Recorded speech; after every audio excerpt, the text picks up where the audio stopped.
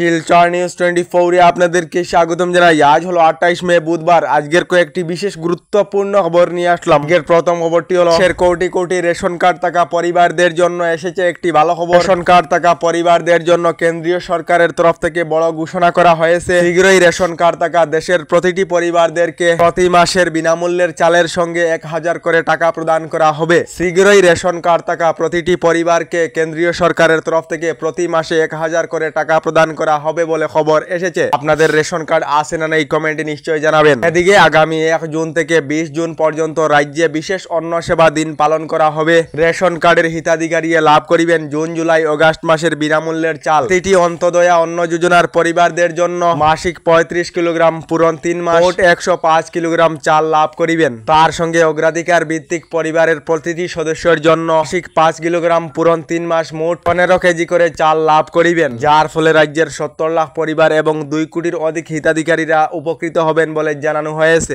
এদিকে অবৈধ বিদ্যুৎ সংযোগ করা লোক সকলেরা সাবধান হয়ে যান, কারণ হলো আসাম এপিডিসিএল অর্থাৎ বিদ্যুৎ বিভাগ অ্যাকশন মোডেতে রয়েছে। অবৈধ বিদ্যুৎ সংযোগের বিরুদ্ধে রাজ্য জুড়ে চলছে অভিযান। কোনো মুহূর্তে জব্দ করা হতে পারে অবৈধভাবে বিদ্যুৎ সংযোগ করে চালানো পানির মোটর, ফ্রিজ ইত্যাদি বলে জানানো হয়েছে।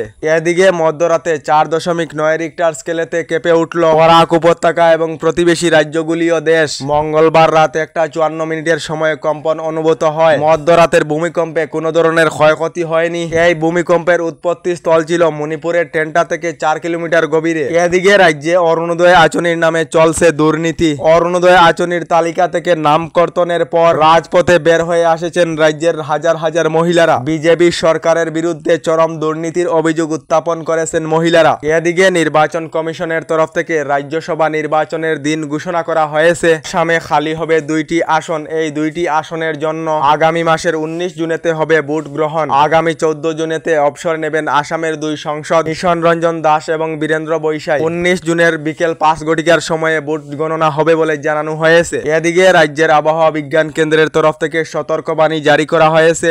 আজ থেকে আগামী 7 দিন পর্যন্ত বরাক উপত্যকা সহ রাজ্যের প্রান্তে প্রান্তে মুষলধারের বৃষ্টি ও ভারী বৃষ্টিপাতের সম্ভাবনা রয়েছে, যার জন্য আবহাওয়া বিজ্ঞান কেন্দ্রের তরফ থেকে রাজ্য জুড়ে রেড অ্যালার্ট জারি করা হয়েছে। আজ থেকে আগামী 7 দিন পর্যন্ত রাজ্যে বৃষ্টিপাতের সম্ভাবনা রয়েছে। এদিকে সৌদি আরবেতে জিলহজ মাসের চাঁদ দেখা গিয়েছে। আগামী 5 জুন আরফাত দিবস তথা পবিত্র হজ।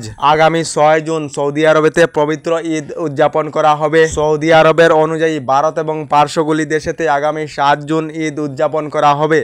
এদিকে রাজ্যের লাখ লাখ মহিলাদের জন্য এসেছে একটি ভালো খবর। মহিলারা লাভ করিবেন বিনামূল্যের একটি করে মোবাইল ফোন। 2 দিন আগেই রাজ্যের প্রায় 200 অঙ্গনওয়াড়ি কর্মী মহিলাদেরকে বিনামূল্যে একটি করে মোবাইল ফোন দেওয়া হয়েছে। এবার গোটা রাজ্যের অঙ্গনওয়াড়ি কর্মী মহিলা সকলদেরকে একটি করে বিনামূল্যে মোবাইল ফোন দেওয়া হবে। তবে এই বিনামূল্যের মোবাইলেতে ফেসবুক, ইনস্টাগ্রামের সুবিধা থাকবে না। শুধুমাত্র কলিং, হোয়াটসঅ্যাপ এবং অফিসিয়ালি কাজের জন্য মহিলারা ব্যবহার করিতে পারিবেন।